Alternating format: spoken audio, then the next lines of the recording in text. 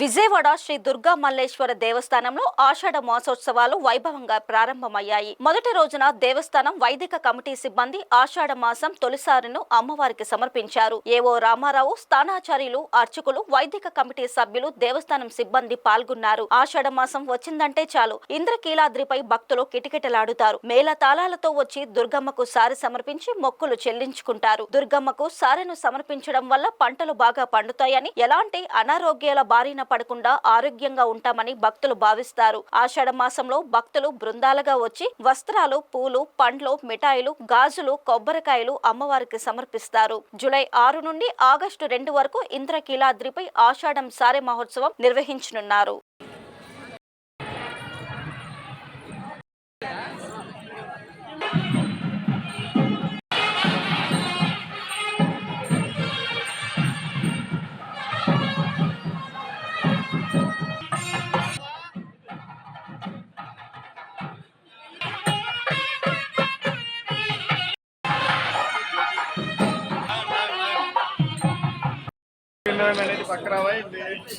కొంచెం ఫోన్